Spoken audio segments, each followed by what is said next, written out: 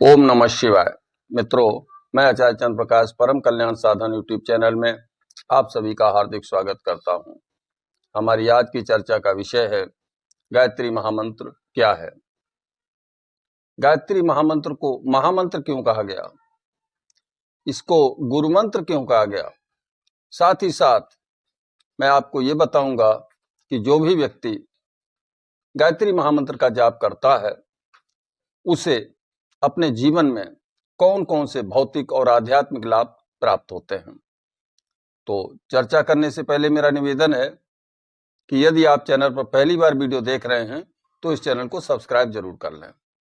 Bell icon को press करते हुए उसे ऑल पर सेट कर लें ताकि आने वाली हर वीडियो का नोटिफिकेशन आपको मिलता रहे।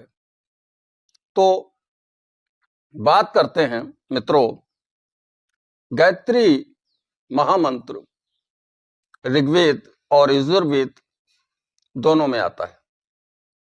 ये महामंत्र प्राचीन काल में सतयुग से लेकर के अभी तक इसको गुरु मंत्र की संज्ञा दी गई है, क्योंकि जब भी छात्र गुरुकुल में अपने गुरु के पास पढ़ने के लिए जाता था तो उस समय सबसे पहले उसे इसी मंत्र की दीक्षा दी जाती थी। वेदों का आरंभ इसी मंत्र से उसे कराया जाता था, इसलिए इसको गुरु मंत्र कहा जाता है। महामंत्र से इसलिए कहा जाता है कि हर देवता का अलग अलग कोई न कोई एक मंत्र होता है। जैसे भगवान शिव का ओम नमः शिवाय, माता दुर्गा का ओम दुर्गाय ओम तुम दुर्गाय नमः, इस तरीके से ओम हंग हनुमते नमः, ऐसे तमाम मंत्र है। ओम नमो भगवते वासुदेवाय अलग अलग है और इनका जब अलग अलग हम जाप करते हैं तो हमें इनसे पूर्ण लाभ भी प्राप्त होता है। परंतु गायत्री महामंत्र एक ऐसा मंत्र है जिसमें 24 अक्षर होते हैं। 24 अक्षरों का ये मंत्र है और इसके एक एक मंत्र में एक एक देवता की शक्ति समाई हुई है। भगवान के अभी तक 24 अवतार हुए हैं, उन 24 अवतार की शक्तियां इस महामंत्र के अंदर समाई हुई हैं। इसलिए जब भी कोई साधक गायत्री महामंत्र का जाप करता है तो एक साथ वो 24 देवी देवताओं की पूजा उपासना साधना कर लेता है और उसे इन सभी 24 देवी देवताओं की शक्तियां भी प्राप्त होती हैं।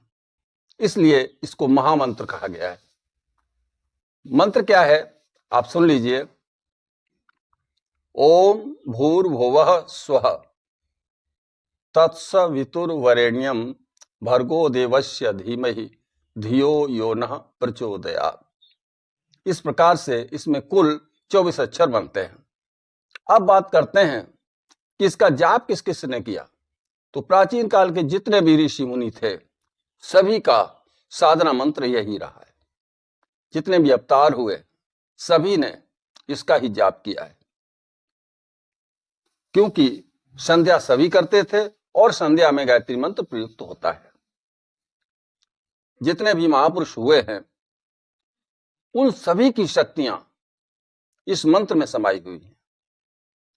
तो शास्त्र और क्या कहता है, भगवान कृष्ण ने कहा है कि छंदों में गायत्री मैं हूं। यह भगवान की आदि शक्ति है।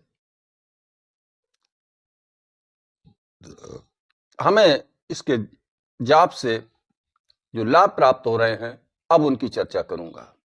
तो सबसे पहले गायत्री किसका मंत्र है? विवेक का मंत्र है, बुद्धि का मंत्र है। इससे बुद्धि शुद्ध हो जाती है, सभी प्रकार के ज्ञान का उदय हमारे मस्तिष्क में होना शुरू हो जाता है। नंबर 2, भवबंधनों से मुक्ति। ज्ञान से पवित्र करने वाला साधन इस संसार में और कोई भी नहीं है।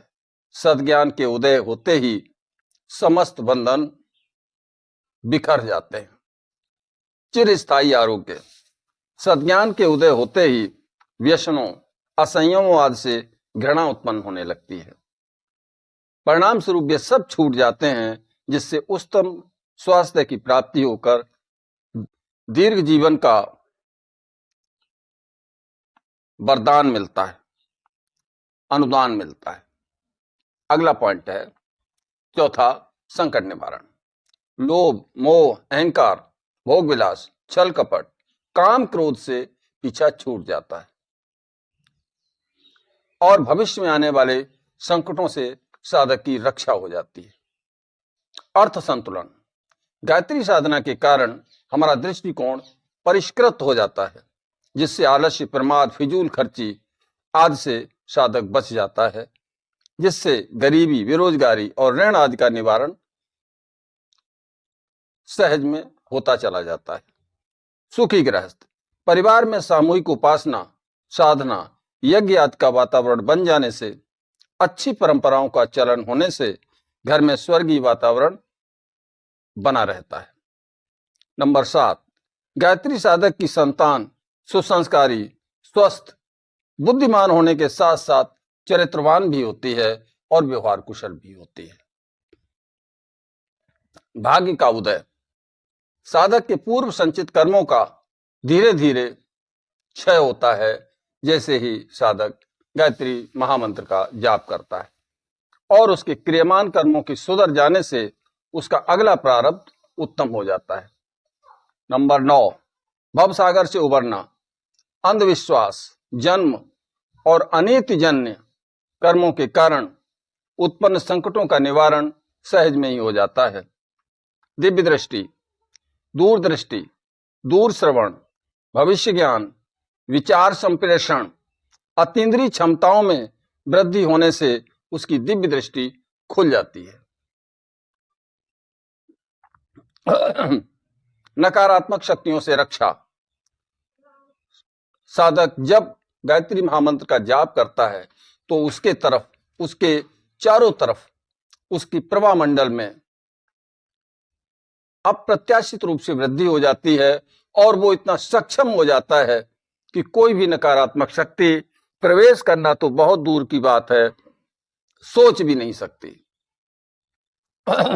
ऐसा है ये गायत्री मंत्र। सर्वतोन्मुखी विकास। गायत्री साधक का चौतरफा से विकास होना शुरू हो जाता है और सभी प्रकार की वो दिव्यता को प्राप्त कर लेता है, और अंतिम लाभ इसका जो है वो आत्म साक्षात्कार। अंत में साधक को आत्मज्ञान, आत्म साक्षात्कार का, ईश्वर दर्शन का लाभ प्राप्त होता है। उसे परम पद की प्राप्ति होकर वो सदैव के लिए आवागमन से मुक्त हो जाता है। तो मित्रों, गायत्री साधना करने से ये जो लाभ मिलते हैं वो स्थायी लाभ होते हैं। ऐसा नहीं है कि साधना बंद कर देंगे तो ये लाभ भी बंद हो जाएंगे, नहीं, ये लाभ स्थायी रूप से आपके साथ रहेंगे। हाँ, यदि आप पात्रता का विकास नहीं करेंगे, पात्रता को बनाए रखेंगे तो ये लाभ भी बने रहेंगे। पात्रता के गिरने पर, पात्रता जो आपकी पात्रता है वो जब डाउन होगी तभी आपको परेशानियों का सामना करना पड़ सकता है। बाकी साधक सहज में ही इस संसार के सुरम्य उद्यान को पार करते हुए आत्म कल्याण और जन कल्याण का रास्ता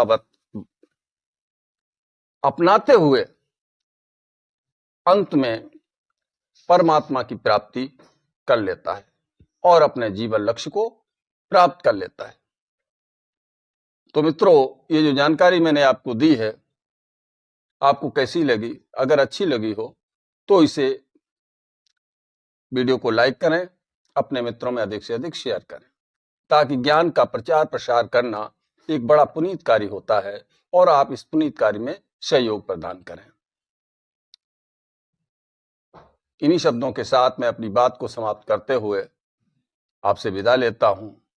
भगवान भोलेनाथ से प्रार्थना करता हूं कि वो आपको, आपके ऊपर सदैव अपनी कृपा दृष्टि बनाए रखें। ओम नमः शिवाय, ओम नमः शिवाय, ओम नमः शिवाय।